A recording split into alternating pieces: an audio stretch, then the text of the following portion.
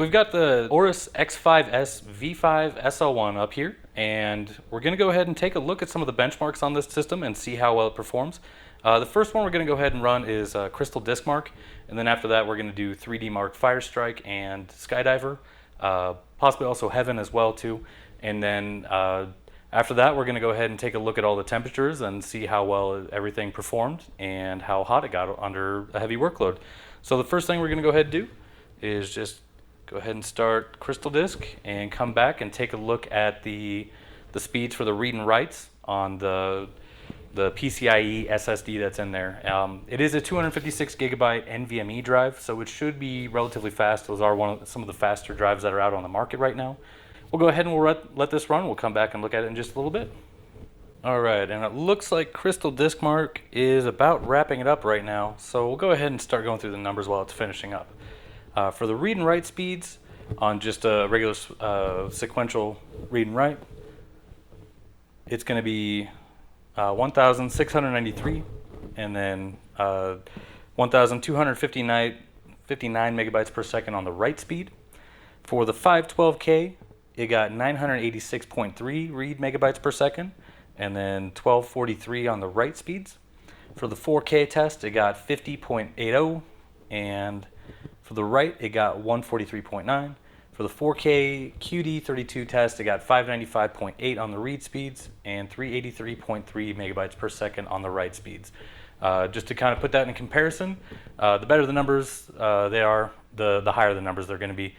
So for the sequential read and writes on a regular solid state, that's a SATA drive, typically you'd maybe see around 500 to 550 megabytes per second on that. And for a regular mechanical hard drive, depending on how fast it is, it could be anywhere between about 80 to 120 megabytes per second. So overall, a very fast drive that's built into this one. Next thing we're going to go ahead and take a look at is 3D Mark. We're going to go ahead and run Firestrike on this, let it go for a little while, and then come back and take a look at what the numbers are on that. And then once that's done, do Skydiver, and then at the end here, we're going to take a look at some temperatures.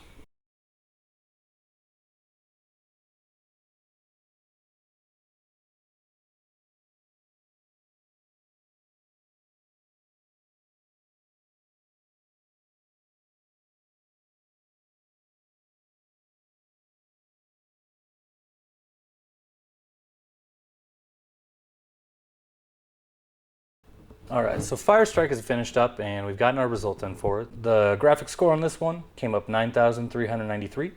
Physics was 9,707, and then a combined score of 3,652, so an overall score of 8,151.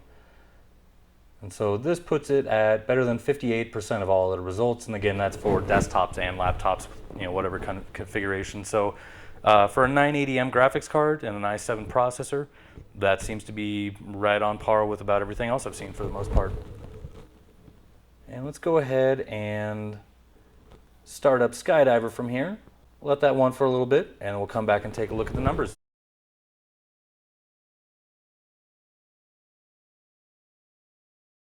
Well, I've been running the benchmarks here. I've had the sound meter sitting next to the computer, just a little bit away from it, just to gauge how loud it is. For the most part, it's been about 58 decibels under the max load where the fan really ramps up.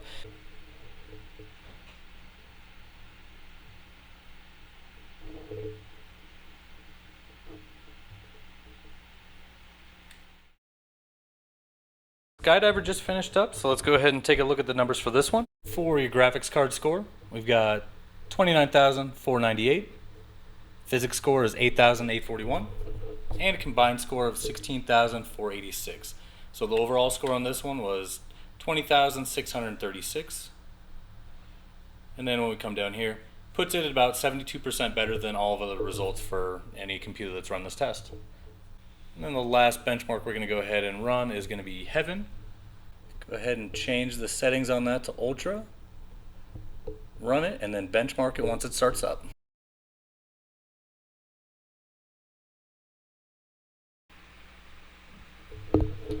And it looks like the Unigen Heaven benchmark just finished up.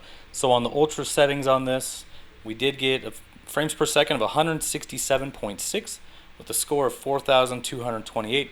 Minimum frames per second was 9.6, which seems pretty low, but I guess that is just the minimum when it dips down. Max was 270.5. The final thing we're going to take a look at here is going to be temperatures on this overall. So we're going to look at the CPU and GPU temperatures on it. So while we've been running all the benchmarks here, the CPU on each individual core came in at 74 degrees Celsius, 73, 70, 72, and the overall CPU package came in at 74 degrees. For a thin model like this, actually that's really pretty good for the most part. Come down here and take a look at the 980M graphics card, and right there we got a temperature of 87 degrees Celsius. Alright, that is a look at the benchmarks and some test results for the AORUS X5Sv5-SL1. If you have any questions on this model, any kind of customizations or anything like that, feel free to call us at 877-289-9684. You can always email us at sales@exoticpc.com, or you can hop onto our live chat on our website and ask us any questions that way.